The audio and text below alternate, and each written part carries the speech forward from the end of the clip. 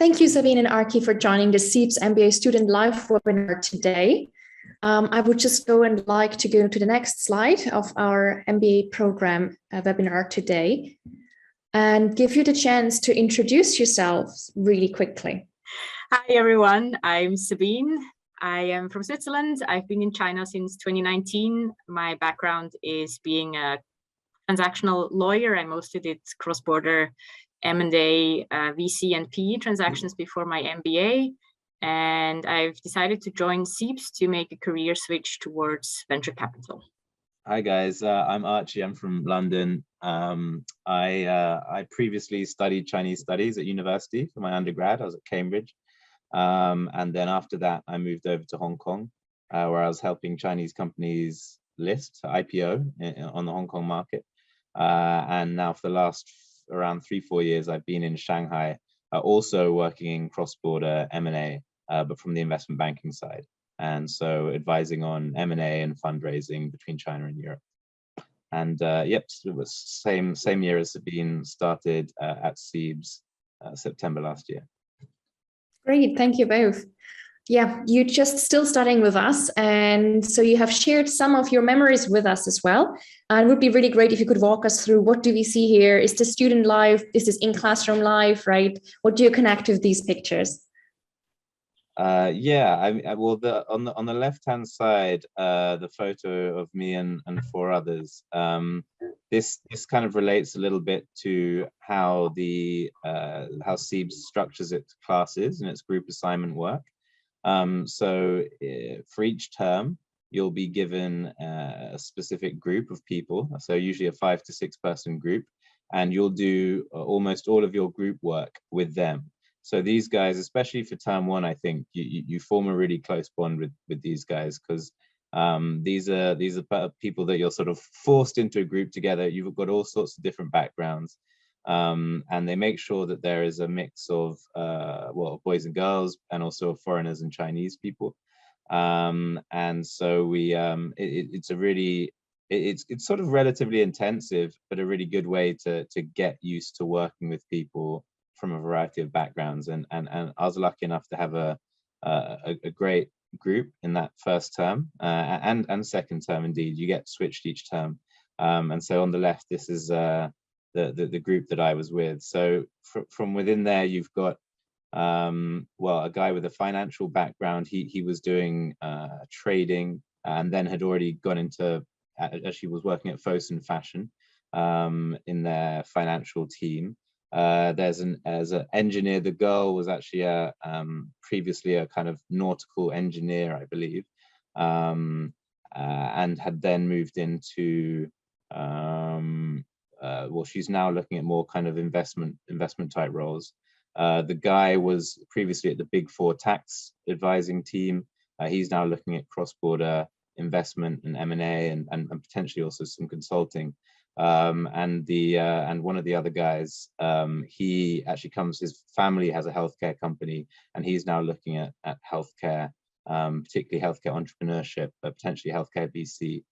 So it's quite a diverse range, but a good fun bunch of people.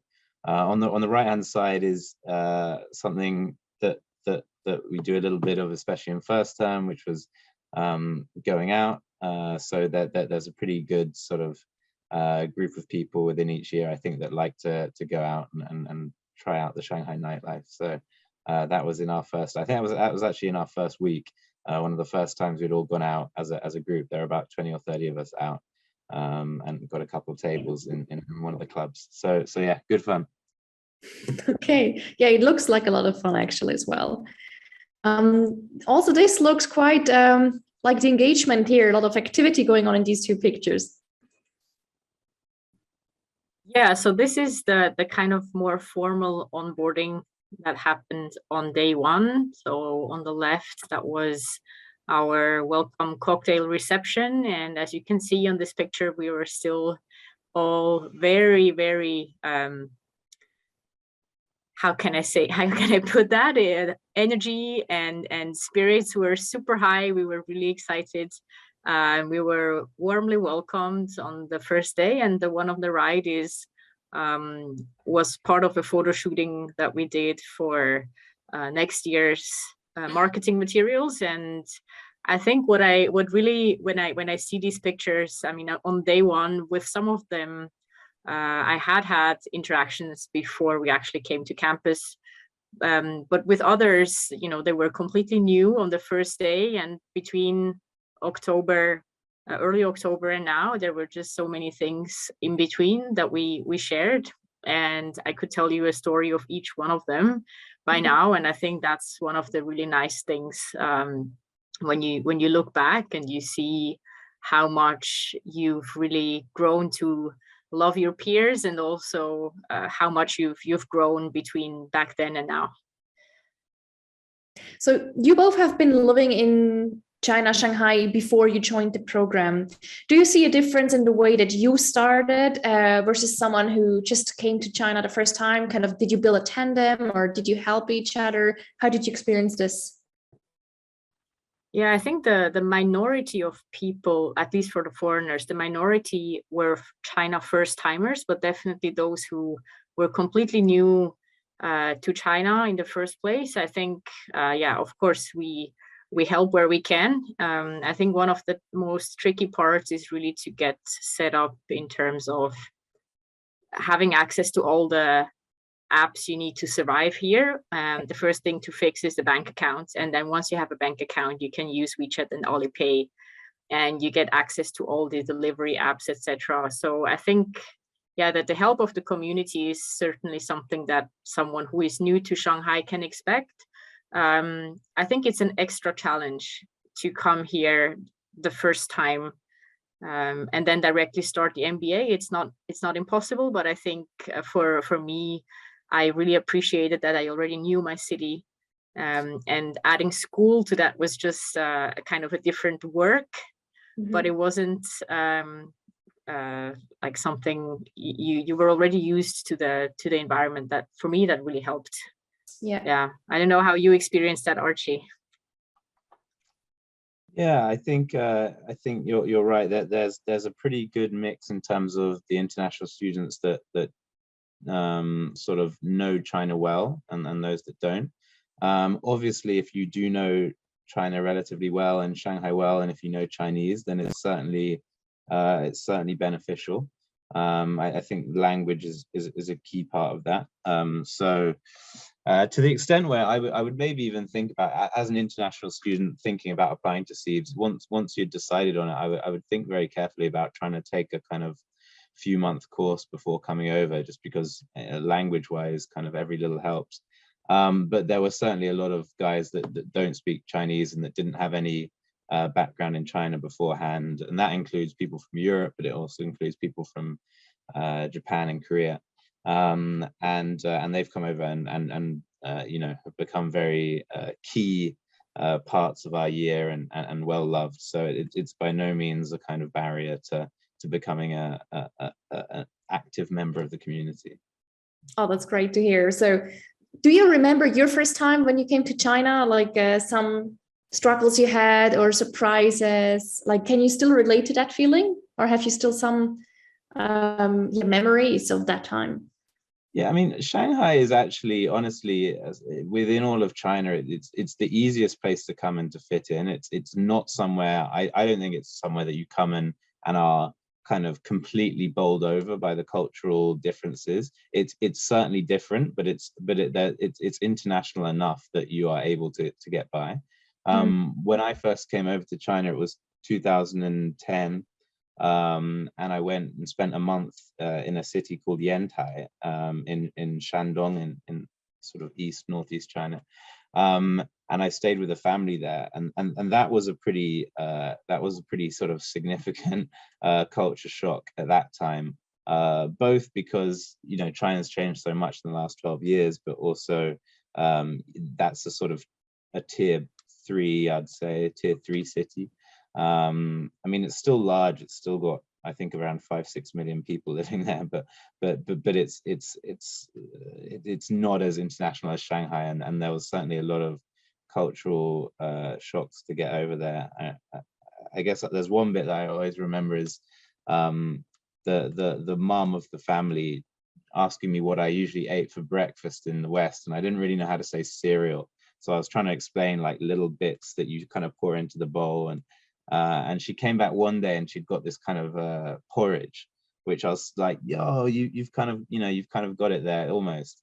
And then she went back, and another few days later, she finally came back and she had like kind of Cocoa Pops, like an actual cereal, basically. Yeah. And I was like, yeah, that's exactly it. And she was very happy, and she opened it and poured it into my hot corn soup that I was eating at the time.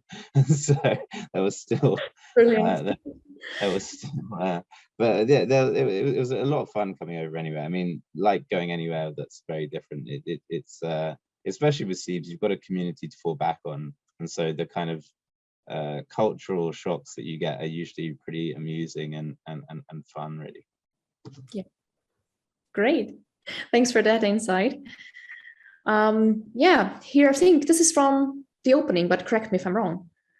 Yeah, well, on the right hand side, it's our opening ceremony of our year. So I got up and just gave a quick introduction to the year. So that was a fun experience. That was just a pretty fun day. Everyone, you had 120 people there. No one knew anyone. There was a kind of anxiety and excitement. Everyone meeting everyone. So that was an exciting day.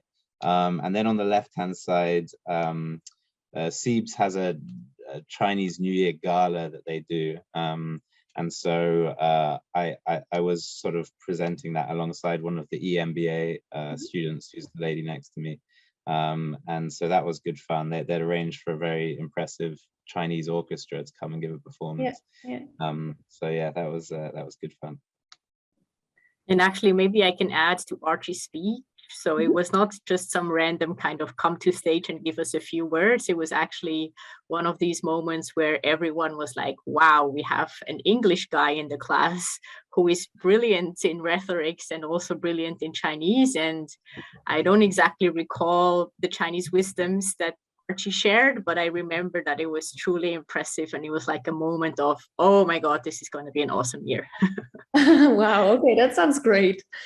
Just a quick input from my side. So for those who just joined us a little later, since we've started this webinar, feel free to any question that you have at any time, just put it in the chat box, and Archie and Sabine will answer that on the go. All right, then let's see what else you have for us. This is a very interesting setup of pictures here. There's a lot of things going on. I think different times, different events. Sabine, would you like to explain a little more? Sure. It's a mix of formal and less formal events that happened in the last 4 months. So on the bottom right of the picture, it's the swearing in ceremony of the student ambassadors. And student ambassadors are a bunch of people from our batch who are selected to represent the school towards the outside and primarily towards new CEIBS applicants. So our main role is really to help applicants through one-on-one chats to better understand CEIBS, to better understand what kind of people are part of an MBA program, and to really answer all of their questions throughout the application process. And besides the more formal part, it's also a way where we can create something completely new. And what we actually did with a part of this group is to create an Mba podcast, which is about to be broadcasted on all the major podcast apps. So stay tuned for that. But we really managed to record 6 episodes in terms of different topics that we are passionate about and that we think will be helpful for future applicants. And we have some really juicy stories to share from the inside. And Archie was one of our guest speakers in one of the episodes. So do watch out for the link to this podcast. And then on the top left is the MBA Experience Day. This was in early December. And that was a day where the campus was opened to China-based potential applicants. And it was a full day of coming to campus, having a guest lecture, having lunch with us. And we showed them around on campus and answered all their questions. And I think it was a really happy day for everyone who joined. They got a taste of what it's like to sit in a lecture. We gave them kind of a team exercise that we worked on in organizational behavior. And I think it was really an excellent chance for people to get a feel of what it's like to be part of CEIBS. And then the other two pictures are the social side of things. So the top right corner, that was our Halloween party. It was one of the first, I thought it was one of the first like parties on campus where you could really feel people getting closer together. I mean, there were many kind of bonding experience, but this was one of them where you really felt, okay, people were very engaged to put it together. Everyone was dressed up in costumes. And that was a super fun night. And then the bottom left was Thanksgiving dinner. Our international club, they organized a really nice catering. Our American friends helped us cut the turkey. And one of the nice things of this evening was our European dean, Deepak Jain. He joined us. He was actually on a trip to China just to meet the board of the school, and he took the time out of his schedule to address us with some words. And this was one of the moments where people were rarely so silent when someone gave a speech on campus, because it was really wise and very touchy. So I think that was really a moment where we all realized, okay, the level of, or the level of inspiration that you can get from people within our community is really amazing. And then, of course, the drinking part is something that is never left out in all of our social gatherings. True. Yeah, it looks like a lot of fun. Yeah, definitely. Let's go to a more formal setting, I would say. We see you playing the piano as well as some performances. Yeah, that was actually our Chinese New Year gala. So around the middle picture was the bunch of people who performed. So we had everything from dancing to singing to stand-up comedy to DJing. And then on the right, I was performing a piece with Leo. Mm-hmm. And I think the overall ceremony or kind of gala was for more than an hour. And I think the MBA office, they've never experienced a batch before who was in total so creative in putting together a show of different performances. And I think all of us, we really enjoyed that. And then on the left is Sabine did a very impressive piano medley of about 4 or 5 different songs that were that everyone was guessing at which ones they were. It was like the Interstellar theme tune and stuff. It was I see.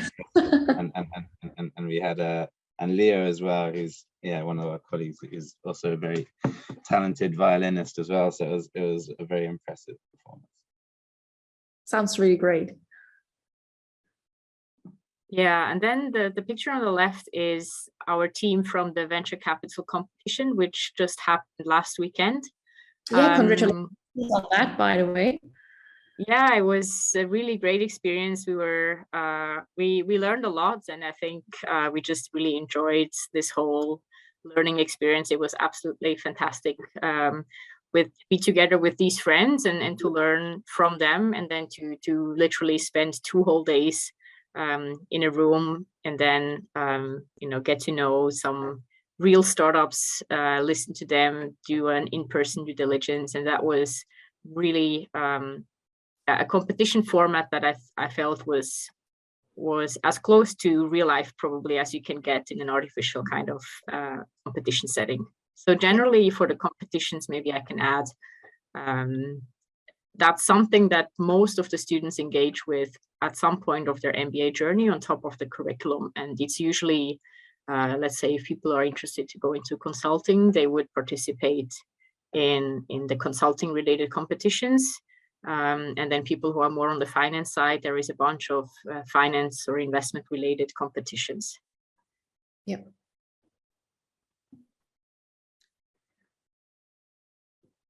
Arki, do you want to help us understand what's going on here?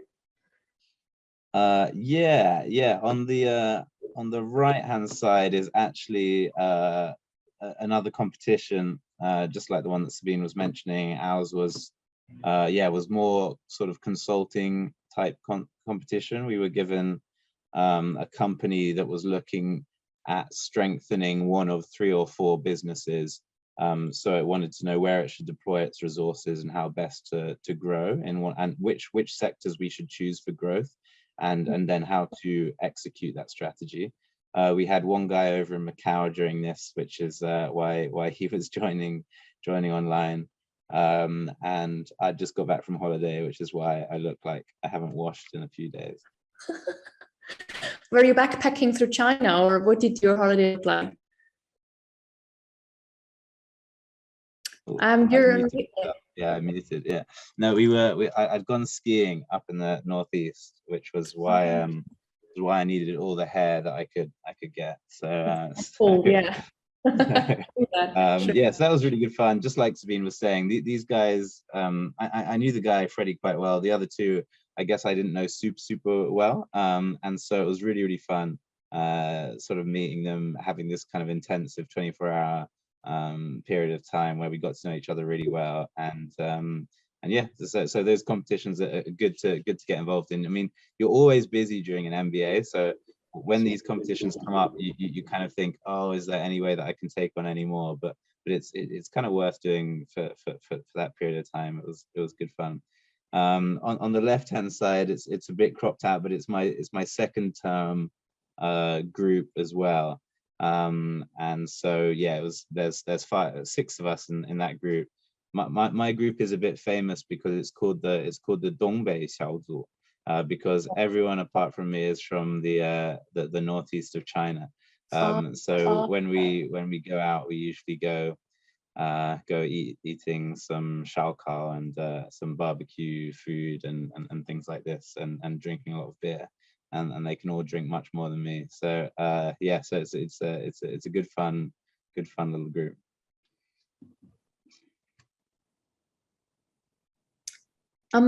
This is Sabine, right? Yes, thanks. The screen has just switched as well. So the one on the left is more a campus impression sunsets that we really, so if the sky is clear, the campus is really fantastic in terms of scenery. So the campus is very green on the inside, and these kinds of images are really, you get them numerously on the beautiful days. And then the one on the right is our last class with our macroeconomics professor.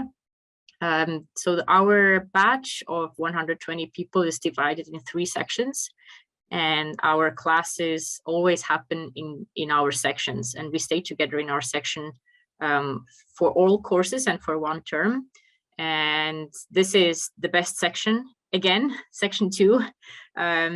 It's the best section because we really have a very interactive kind of spirit in class, and people are very supportive to each other. And this is kind of what we do when we end a course with a professor. We ask them to take a picture with us students. And this professor is very special because she's not only a super smart and excellent economist, but she is also a children's book illustrator. And on that day, she brought 6 of her like postcards that she designed. So it's actually, you know, these are moments where you get to know a very personal side of the professors. And I think generally my experience so far was that all of them are very willing to dedicate their personal time for the benefit of our students and our learnings. And they are also personally interested in what is going on. And I also know from classmates who, let's say, have a particular sector, industry, or like professional career development interest. And if one of the professors is close to that sector, they're also more than happy to really sit down and then help them, for instance, in an application or in a special competition. So I think the interactions with the professors so far was really enjoyable. Yeah, they're very, very engaged. So this children book postcard says the one in the front line, right? In the front row. Yeah. Yeah. Right. I hope the other sections didn't hear you. Oh, it's actually a common, we know across all sections, everyone knows that section 2 is the most engaged. But I think that's, no one really knows why. But it's kind of a development that sometimes it just has a really nice dynamic. And yeah, so Archie and I, we were both lucky to be part of this one. All right, I see. Yeah, so maybe before I hand over to Archie for the picture on the right. So on the left, that was before our MBA even started. So I helped my Chinese friends to organize our kind of welcome party with the previous year's batch and our new batch. And that was really a nice kind of ice-breaking evening activity where the band of the previous year played. And we got some food. And for me, that was really a lovely experience to get to know some of these classmates. And actually, many of them are now part of the student committee. So they really dedicated themselves to being the link between the students and the MBA office. And yeah, on the right, I think that the general idea is just that there's a lot of team sports that you can play in CEIBS, which is great fun. I've been working for the last, well, for a long time, 7-8 years, but in Shanghai, I've been working for 2 or 3 years before this, and had not really played any team sports at all. And so it's been really great fun coming to CEIBS, playing a lot of basketball, playing some tennis, playing a lot of football. We've got a football pitch on campus and a tennis court and a basketball court. Yep. So it's really easy to grab people together and go play one evening. So yeah, that's been a lot of fun and a nice welcome distraction. There's also a swimming pool nearby, I think, if you leave the campus area a little bit and you go to a club there nearby. Yeah, there's that embassy club. Yeah, there is. Yeah. There is. Yeah, I'm very curious also to hear what this picture is about. It looks like you're camping indoors. Yeah, this was so part of our MBA is called Leadership Journey, and what it is a module that spans across both first terms, and I used to call it like it's a kind of a meta course or module, which is all about developing your leadership skills. And I felt it was a very nice kind of break in between the serious studying, because it was team building activities, and this one in particular involved a full day of kind of exercises and activities in the gym.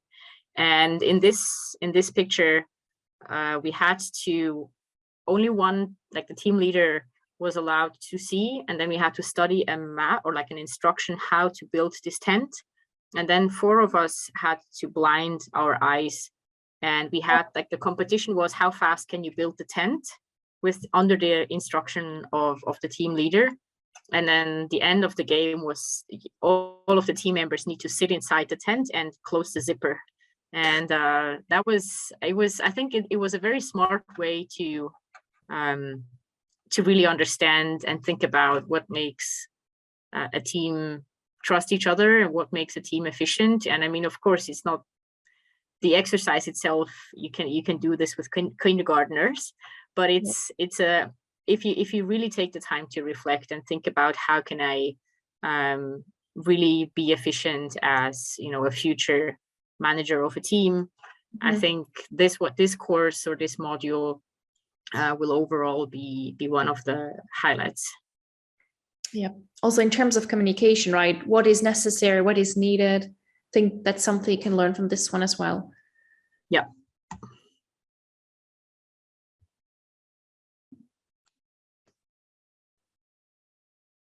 This looks like you're making dumplings on the right side. Yeah, this was the evening after our New Year's Gala show that we talked about before. And this was like a dumpling making competition, which was a lot of fun, and it was actually delicious because they actually served dumplings afterwards.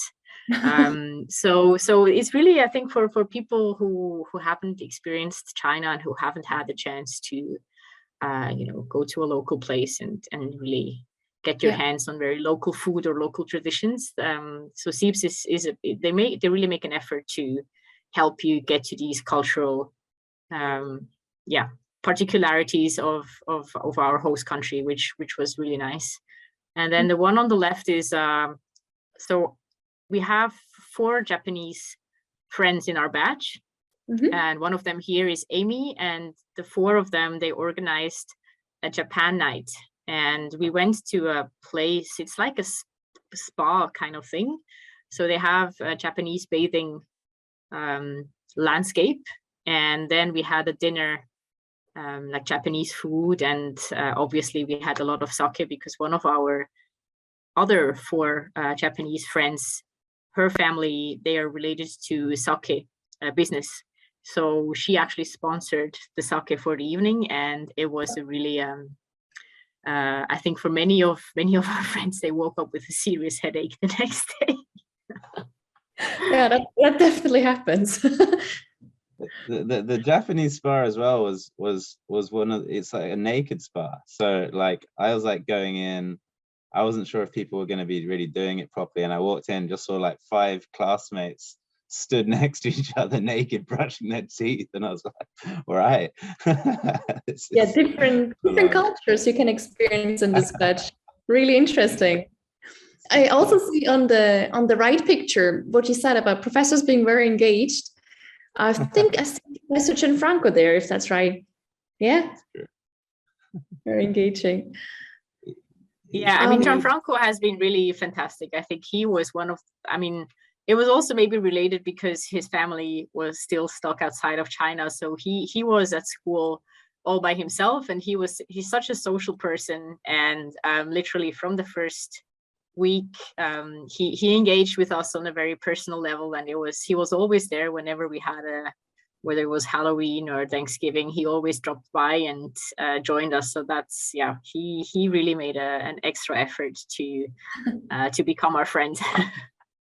That's great to hear as well. So we're through with your specific pictures, but I'm wondering, how much time do you spend in these locations? Like the student lounge, for example, it's also managed by a team of students, right? I think the team might have changed this year already again.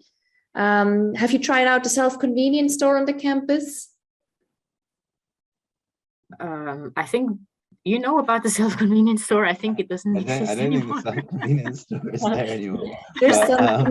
There's some renewal in the area, yeah. The student lounge is definitely a big favorite. The school's been locked down for the last few days because Shanghai's got a little bit serious with COVID here, and so I think 2 nights ago they had a pizza night, but they did up the whole student lounge like an Italian restaurant with like the proper tablecloths and everything, and so they went there and had a full kind of Italian pizza night. And then one of the girls who was off campus, her daughter, I think she's like 7 or 8 years old or something, maybe younger, 6 years old, but she'd made them like a bunch of cakes and they delivered them to the campus, and so it is quite cute. But the student lounge is good. There's usually some pool being played or some poker or something like that. That's quite a favorite here. And then the other places, the campus is actually a pretty place. It's nice to walk around. There's lots of places to hang out. It's designed, I didn't realize it's designed by Mba, right? I guess I didn't read enough of the publicity materials, but so it's actually really, really nicely done. So it's a good campus to spend a bit of time on. Yeah, and here we've got the gym, the basketball court, and as I said, there's lots going on. There's football court, there's tennis, all this kind of stuff. Exactly. And we also do have an entrepreneurial lab, the so-called E-Lab. Have you had the chance yet during your busy study schedule to go and have a look at it, to interact with kind of talks that have been held there, or is this something that you have planned for the next term? Yeah, there's the E-Lab is we have some activities there, some kind of social activities, and then sometimes we have founders and maybe some VCs come and give the occasional talk. There's also, I mean, I've been helping a company to fundraise recently, and there's kind of an extension of the CEIBS E-Lab, but it's an external body called Xingdongli, and it's kind of like very much a CEIBS founded or a CEIBS alumni founded network, helping companies that were started up by CEIBS alumni or by CEIBS students to then go out and speak to government or speak to VCs or speak to potential partners. So those resources do exist. You still have to, you have to hustle a bit if that's what you want to be doing, and you've got to go out and find the contacts and you've got to put the time in. But there are a lot of resources that CEIBS has, and especially the CEIBS alumni network have. And so it's about kind of going out and making use of those resources and putting in the time. And I think CEIBS do a thing now where if you do found a company coming out of CEIBS, then you get part or even all of your tuition fee off. So there's like some special kind of compensation if you do want to go out and found a company afterwards. Sure. And then on the right hand side, there's the event that we hold each year, TEDx CEIBS. Our classmates are currently organizing that at the moment, and they get around 7 or 8 pretty top speakers to come down and talk about around a specific theme. So that usually gets actually quite a lot of, I think last year they got like, I don't know, a few 100,000 viewers of this, or maybe even more. Maybe it was like 1 million. Yeah. But so it's a proper event. So do you have a favorite place in Shanghai, your go-to place when you feel like I need to recharge my batteries? What's your fun place? Doesn't need to be one of these that we see here. There's just some typical ones, but what would you recommend? I think it really depends on your personal preferences. I think what we see here are really the super touristy places. So I'm personally close to Jing'an Temple, which we see on the top right. And I've been inside actually once when my mom visited before COVID. But usually, at least for me, I desperately avoid the tourist places. Certainly the Bund as well on the weekend, because it's literally too crowded with mainland Chinese tourists. So by now, my favorite places. So I dance salsa in my free time. So my favorite hideouts are really the Latin bars where I have a bunch of friends and hang out. Or for me personally, I live off campus, and so one of my recharging places is really home, where also I have my little home gym, etc. And I have my electrical piano. So, and I love cooking. So for me, really, I rather have the small and cozy places rather than the clubbing scene or the touristy scenes. I mean, there's a bunch of lovely coffee places all across town, especially in Jing'an and in Xuhui. Mm-hmm. But otherwise, I think it really depends on whether you are a foodie person, you want to go to expensive restaurants, you have everything, but you also have your local noodle shops where you get a bowl of noodles for like $2, $3 or $5. So it's really very, very personal depending on your taste and the occasion. And the mood. Yeah. Yeah. Yeah, I mean, I think Sabine sort of summed up pretty well. I generally quite like being outside, and especially as the weather's starting to get better over here. So going down to West Bund, it's got a kind of beautiful stretch along the river. There's a bunch of us, about 40 40 people in our year. We're preparing to go to Inner Mongolia for a race there, a 3-day kind of desert walk / race, which is about 70 kilometers. And so everyone's starting to do a bit of exercise, and Shanghai's got a fantastic kind of running route from the West Bund, which is sort of directly south of Shanghai city center, and then you run all the way up the river up to the Bund, and then you can go along Suzhou Creek as well. So there's some pretty places to get outside, and there's West Bund is one of the few parks in Shanghai where you can sort of actually get out on the grass. Zhongshan Park as well, you can chill out on the grass a bit. So yeah, and there's probably I'm probably a bit more used to going to a few bars than Sabine as well. So there's certainly enough bars in Shanghai to keep you busy. True. Yeah, it's a super busy place. You're right. Yeah, this already marks the end of this very interesting sharing webinar here. If you have any questions, I would like to give a few minutes to just either type them right now, or like Sabine mentioned, we have a lot of student ambassadors. You can go to our website and click yourself through the profiles there, and whoever you'd like to connect or contact, you can directly do so. Email addresses are listed online as well. Maybe some last words from you, Arki and Sabine. What's something you would recommend someone who is considering to apply to the MBA? What would be one of the reflections that they really should do before starting maybe their essays, or before even considering where to go? Yeah, I mean, firstly, are there any? I see that there's a few people online. Are there any specific questions that you'd like answered? If not, then I would say, yeah, looks like so. For myself, I would say just make sure that you decide, have a strategic rationale for which business school you're going to apply for.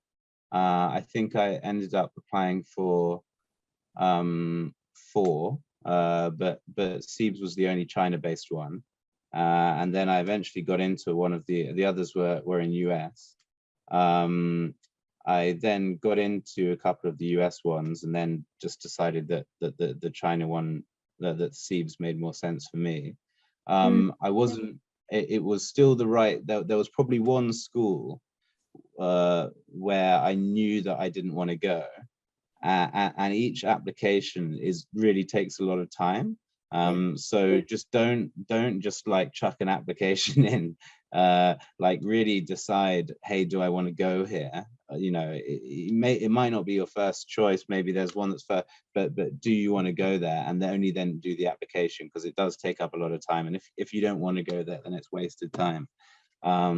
So that would probably be one thing. And then for your application, I would just really try and work out obviously what you hope to gain from the school, but also how you're going to contribute value to the school, what you're going to give back to the community, because I think that that the school really appreciate the fact that you've kind of gone out your way to think about how you can bring value to the whole class.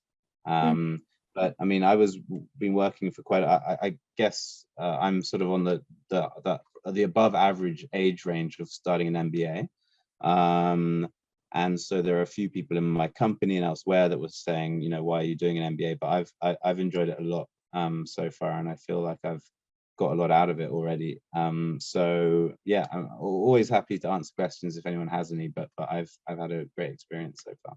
Pleasant and good fun to kind of go through some of the highlights of our past months, and it's just incredible if you think about it. Like it's been barely 5 months, and there's already so much to look back to, and still so much to look forward to. So that's been really a great opportunity to do that. So thanks, Marianne, for this. You can also find Arki and Sabine online, actually. Maybe wait a few days during their high phase of studying for exams, but feel free to already connect with them as well.